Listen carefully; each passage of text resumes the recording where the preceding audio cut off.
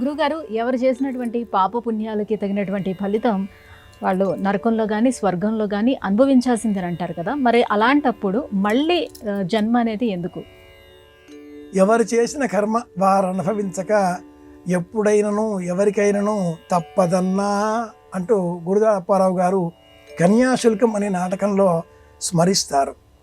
ఊరికి ఉత్తరాన ఏదో ఒక చోట కాష్టాల కొలిమిలో నీ ఇల్లు ఉన్నదే చిలక, ఇలా బైరాగి తత్వాల పేరిట ఈ తత్వాన్ని కూడా ఆ మహాకవి కన్యాశుల్కం నాటకంలో వినిపిస్తాడు. ఎవరు చేసిన కర్మ వారు అనుభవించక అవశ్యం అనుభోక్తవ్యం కృతం కర్మ శుభాశుభం. విజిల్ వచ్చే సమయంలో దృష్టి లేకపోతే నల్లటి అన్నాన్ని సంతోషంగా తినగల ఓర్పు మనం పెంచుకుంటే కర్మ మనల్ని బాధించదు, కానీ కర్మ తప్పదు. ఇలా ఎవరి కర్మ వారు అనుభవించాలి అన్నప్పుడు మళ్ళీ జన్మ ఎందుకు? అసలు ఈ పునరపి జననం పునరపి మరణం పునరపి జరనే జఠరే శయనం ఇహ సంసారే బౌదుస్తారే కృపయా పారే పాహి మురారే పజ గోవిందం. ఎందుకు ఈ వృత్తం? చావడం పుట్టడం పుట్టడం చావడం.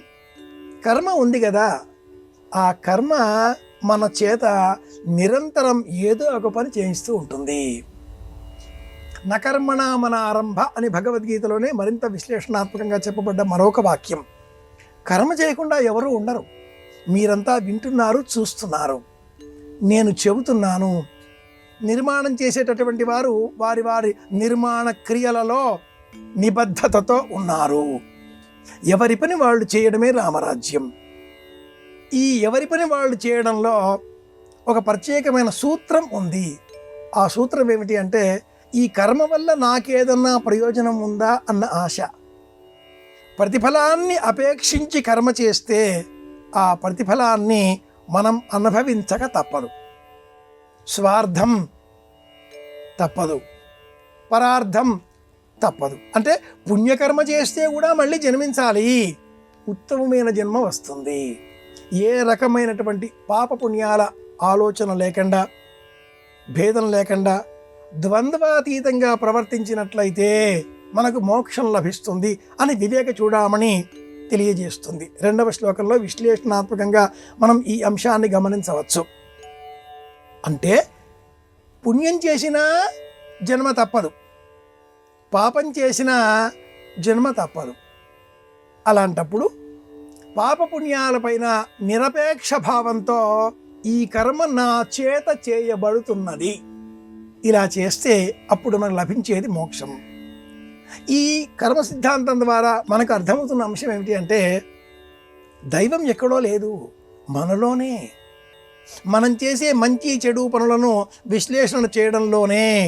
కనుక మంచి చేసే ప్రయత్నం చేద్దాం, లేదా కర్మ పట్ల అపేక్షను తగ్గించుకుందాం. ఇందువలన మోక్షం లభిస్తుంది మనకు. ఇది ఆలోచన. చేశామా మళ్ళీ జన్మ తప్పదు. ఈ వాల్మీకీయమైన వ్యాసప్రోక్తమైన కర్మ సిద్ధాంత రూపకమైన జ్ఞానం ఇవ్వడం ద్వారా సనాతన ధర్మం మనలో మళ్ళీ జన్మ ఉంది, చెడు పనులు చేయకు, జన్మరాహిత్యం కావాలా, కర్మ ఆచరించి కర్మ ఫలాన్ని అపేక్షించకు, ఇలా జీవితాన్ని ఒక క్రమబద్ధం చేసే ప్రయత్నం చేసింది. మళ్ళీ జన్మ ఉన్నది అనే భయంతో మనలను మంచి పనులు చేసే విధంగా ప్రోత్సహించింది సనాతన ధర్మం.